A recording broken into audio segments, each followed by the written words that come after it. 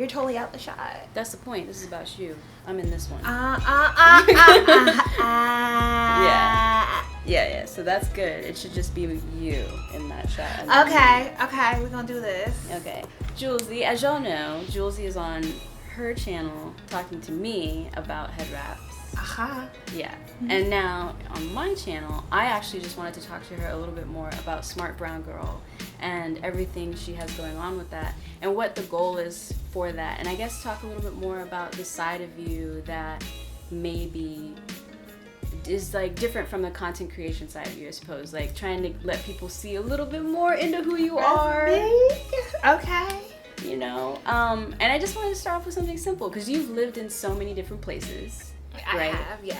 So you've lived in the East, the Northeast, and then now recently you've moved for the last few years? 3. Yeah, for the last 3 years. I've been here for 3 years. Yeah, you've been down here in Texas, and to me it's just like I always find it fascinating when people from the East come down, especially like below the Mason-Dixon or whatever.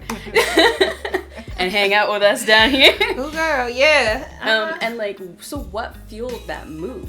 So first of all, when I moved to Texas, I didn't move to Dallas. I moved to Houston. Yeah. Right? And so when you look at the major cities in America, you have New York, DC, LA, Atlanta, Chicago, Houston. Yeah. So like cities that have cultural centers, and Houston happens to be one of them. And like I think you can also say like a New Orleans, right? So I knew that I was tired of like living someplace that was really expensive. I knew that my audience, as I started on the Smart Brown Girl mission, a lot of my audience is in the Southern United States. And when you talk to Black women about success, especially in non-traditional career fields, it's always framed as they either live in New York, LA, and then sometimes Atlanta. And so I felt like if I was really going to start this movement about encouraging Black women to be who they wanted to be, I mean, then why limit myself to only staying in the Northeast or only staying in these cities? And that's like, all right, well, I need to be somewhere that is a cultural hub. And so at that point, I was like, well, there's Chicago, New Orleans, Atlanta, or Houston, because LA was too expensive. Atlanta just, I want to say too much traffic, but then I moved to Houston, so that's redundant. Atlanta was just a little, you know, the dating struggle in Atlanta, I just wasn't really interested in entertaining that. And I don't feel like Atlanta is really that different from like DC, New York, crowd-wise. And then Chicago's too cold. So I love the city, but it's way too cold. Okay, so you don't do the cold either? No. I mean, now that I've gotten out of it, there's like literally no reason to go back to it. Okay. And then there was New Orleans or Houston, which is what I was looking at when I moved. I love New Orleans. I love the culture of New Orleans, but there's one airport, and it's not the easiest city to get in and out of. Now, if I had Solange level money, I would absolutely live in NOLA. However, as someone who's trying to focus on my ability to take more risk with the Smart Brown Girl stuff, I wanted to live someplace where the cost of living was a lot more effective to that, where I could like truly be an entrepreneur. And if things ever hit a low, God forbid, and they hit that low, girl, they went low, I could still financially be okay and not have to like drop everything and move, you know, because I made a lot of decisions in New York based off of my ability to keep a roof over my head, and I didn't want to have to think about that anymore. Houston has a really rich culture. It has a Black community. And so I originally moved to Houston. I will say that I didn't consider some things though when I moved. Okay, like how difficult it is to make new friends post-college. I mean, and I think I was really spoiled living in New York because I didn't really go to college in New York. I dropped out of college and then moved to New York City. I think you can literally move to New York at any age. And now maybe if you're married though with kids, it's a little bit different. But as a single person, you can absolutely move to New York at any age and find your people. But I think in New York, because it's so expensive, typically we have to have roommates in New York, and you kind of have to forge relationships in order to survive. Yeah.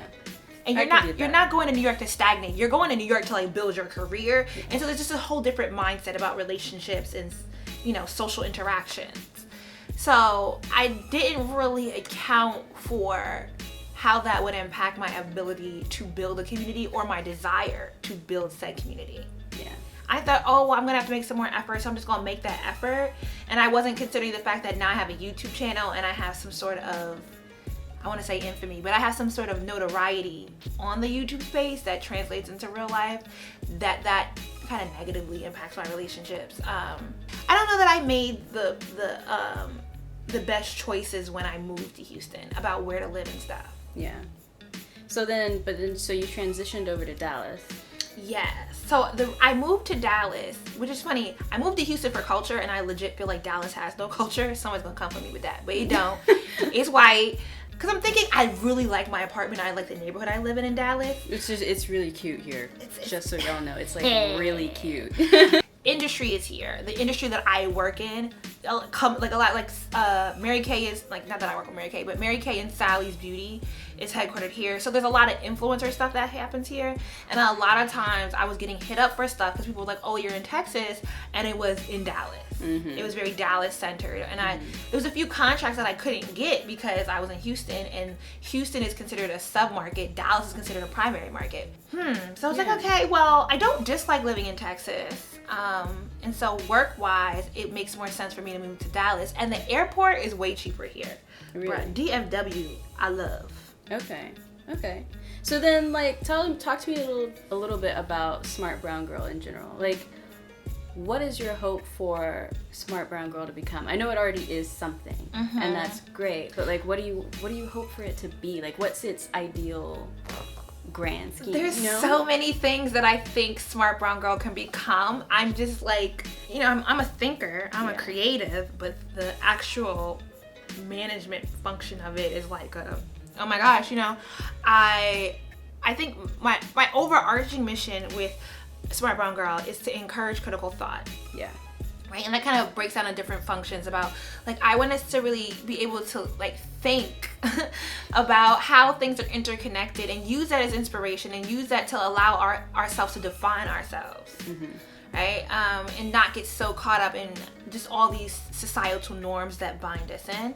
I would like to, like, potentially build out, not that there's gonna be a Smart Brown Girl school, but like workbooks and workshops and stuff like that. Doing a tour in the immediate future would be cool. Yeah. Doing Smart Brown Girl events, just providing more resources for Black women, because I think a lot of times, like, kind of where I'm at with Smart Brown Girls, we have all these ideas and we literally have no knowledge of where to start. Yeah. And it's not necessarily because things aren't accessible to us sometimes, it's that we just don't understand how the pieces of the puzzle fit together. Yeah. And so providing the kind of, like, knowledgeable resources. How do I turn around and make an impact? Aside from, I think we know how to protest, we know how to, like, start nonprofits and do things, but maybe you want to do something a little bit more. You want to have a bit of a greater impact locally. So what are the mechanics that make that happen? Like, do you know your House and your Senate and how to reach out to those people and how to approach those? Do I give you a skill, a technical skill, or do I give you knowledge? And I think a lot of us, our Black families, kind of had battled with this growing up, and like working with Adobe and going there was really bittersweet because I realized how I didn't really get exposure to the creative world. Yeah. Like, I knew I was a creative, and I initially went to college and I took a photography class, and I was a technical theater major because I wanted to do the thing I hate setting up with my YouTube videos. Guess. Video. No. What? Lighting. Oh, really? I wanted to light the Grammys. Oh my gosh. And I went to George Washington because the guy who handled the light production for the Grammys in like 2002 was a GW professor. I get where you're coming from. I know for me, like, going to school for film and stuff, I didn't even realize that you could go to school for film until I was in high school, but that was because, like, I got plucked away from, like, the public school side of it and went to, like, basically public-private hybrid high school for communications, a magnet school. And that was where they were like, yeah, well, like, you love going to movies, you love critiquing them and stuff, you can, like, have a career in that, right? And I was like, really? It's even like, for me, it's like, this is shade. Everybody don't have to be a makeup artist. Right. And I think, like, we were seeing this proliferation of, is that even the right word? We're seeing, like, so many more people become makeup artists because I don't think we understand the different ways that we can use our love of makeup artistry, right? But there's so much outside. You know, there's somebody who's a chemist at L'Oreal that is creating these colors. Yeah. It's like when we're critiquing an Anastasia Beverly Hills palette because it's too soft, like there is a science behind why that is what it is. And so, you know, you don't have to deter your child from loving makeup and just push them over to science. You can integrate the two. Right. When you're thinking about Smart Brown Girl for the future, do you see it having like a centralized location? You know, cause like I live in Deep Ellum, and there's like all these like office spaces around here, like, you know, workspaces, like with the windows all open, and I'm like, but what would we be doing in the office, right? Like having programs, well, obviously to run the website, yeah, I would have to get an office, so that could be one function of it. And also I want there to be like a history component. Like I don't think we have a really great understanding of Black women in history. I think African American history has definitely hit a stride, but it's very male oriented. Yes. And I think there's a lot of erasure of the Black woman that is going, and I would love to be a part of that, bringing it back into the context of mainstream American history. I wonder, like, I wonder if it would be, because I could creating curriculum. Yeah, creating curriculum, or I could see you partnering with like different, maybe they're watching, maybe like different museums or organizations and things like that. One did hit me up, though. Oh, really? It's like the African American History Museum the in Museum of DC. African American History and Culture. Yeah. Aha, yeah. Partnering. I have a meeting coming up with them that I'm like, I don't know what's gonna happen, but yes, make this happen. See, yeah. But I, you know, even like another thing I didn't know until I started a YouTube channel, like I love the 100 Years of Beauty series because it meets right where I want. Like it inspires critical thought. It's about beauty that everyone's into. And it shows the culture and history and the political intersection. You know, the guy that does all the research for that is I think he's a cultural anthropology PhD at UWash. Okay. And they hired him as a media consultant. So he's not even just it's not like he just does the research for it. Like he really puts together the concepts of the videos and like how to curate them. And he's essentially using his degree in a way that like I was like, wow. So that's kind of like, every time I talk to somebody about applying for a doctoral program for my PhD, they're all like, well, what are you gonna do with your YouTube? But I'm like, nah, but it all ties in because it's like this thing that I never knew could be. Yeah. Since knowing that you don't really technically like Dallas that much, you like the place you live, which I don't like the community in Dallas. Yeah. That's what I don't like. Yeah. But also, I also have no desire to put effort into it. Right. So where do you see yourself in the next year? Do you see yourself still even here? in the next year? I mean, well, okay, we'll find 2. Let's say 2 then, because I know you're here till August. Ideally, I would like to get into a PhD program, but that's 5 to 7 years. Yeah. And I'm 32 now, girl. At some point, I would like to find me a Black man that respects Black women and who love me and start a family. That would be, you know, I'm being told it's a unicorn of a dream, but whatever.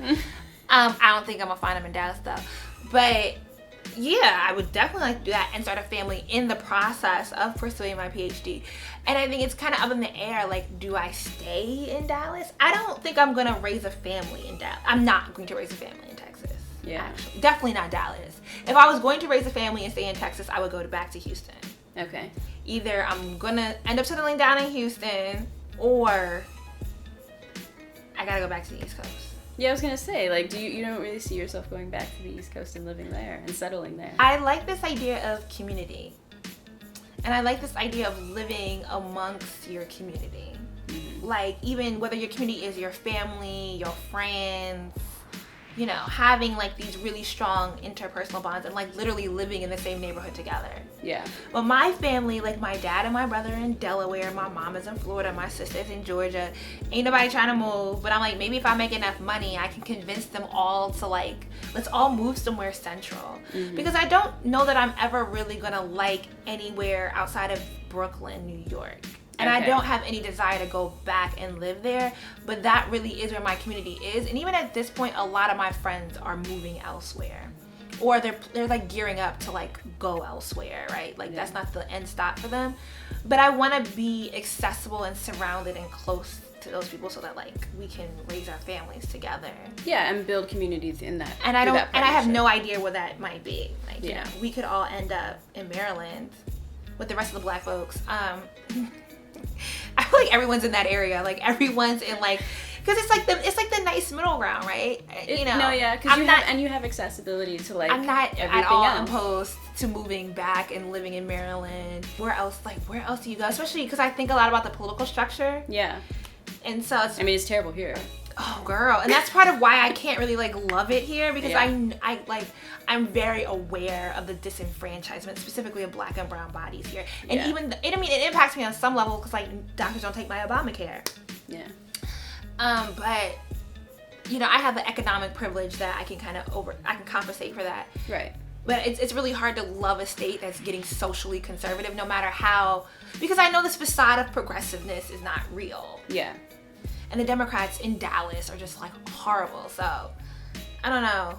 And something that really like drew me to your channel when I first, because all y'all probably don't even realize, I actually emailed Jouelzy out of the blue. Did you? Yeah, when we had dinner together. But I knew who you were though. I remember the email because you were like, "Oh my god," and I was like, "Girl, I watch your channel though." Like I used to comment on you and Evelyn when y'all did the collab series.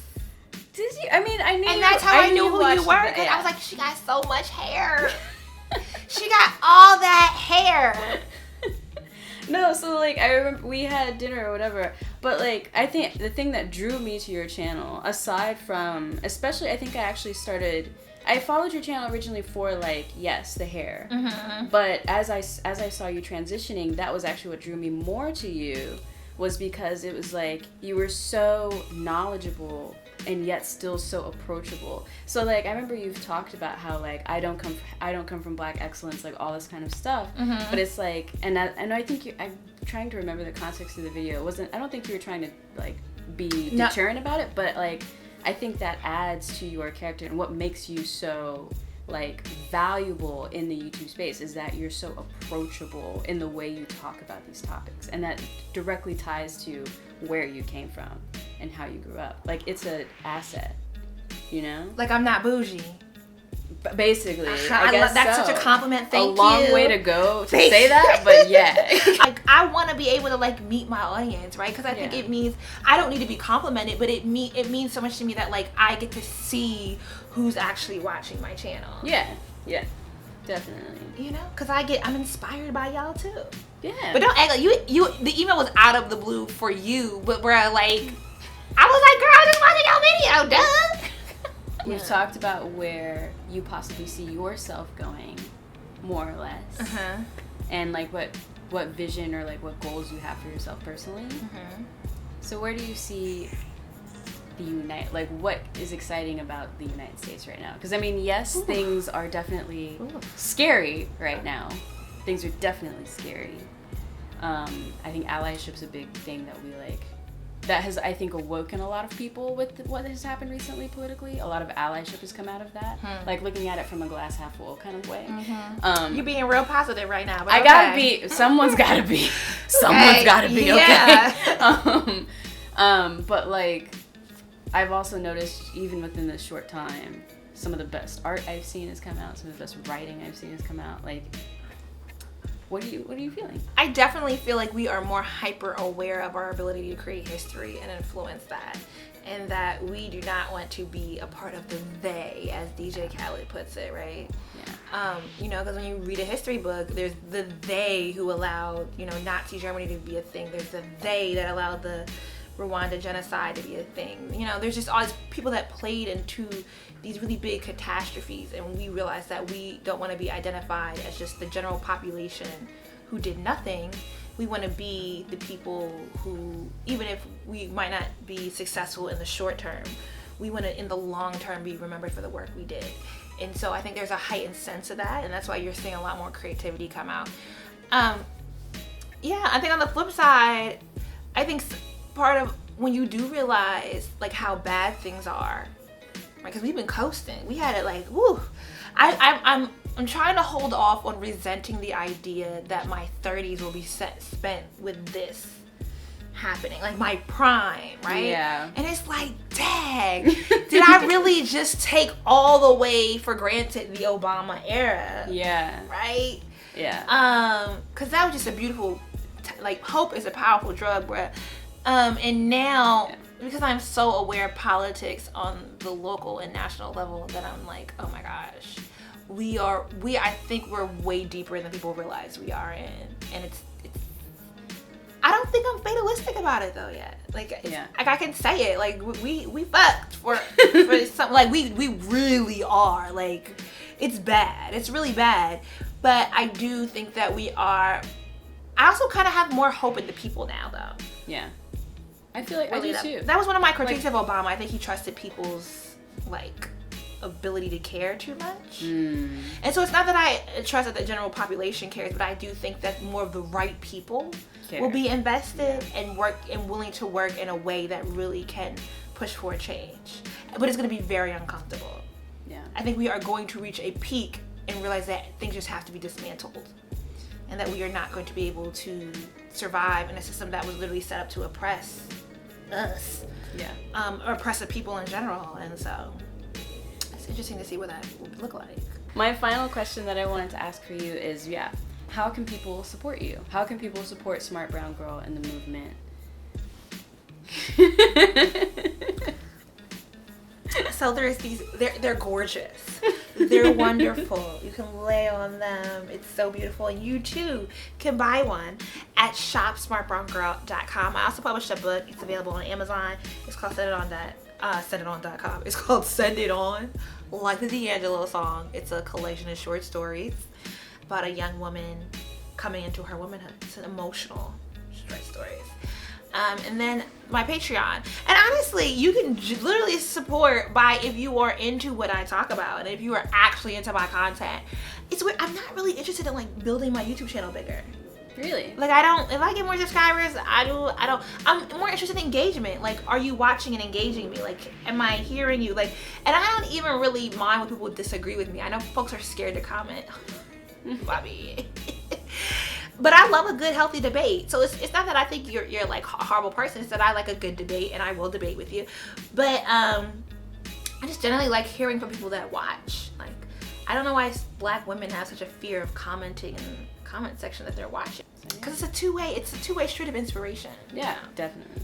So, well, Jouelzy, well, thank you so much. Thank you for having me. For doing this. You're awesome. Links to her store will be in the description box. You can check out our head wrap tutorial that's lit. Because Hallease helped me do it, bruh. It's going to be on another level. You know, we stepping the game up. Okay. We'll see you when we see you. Deuces.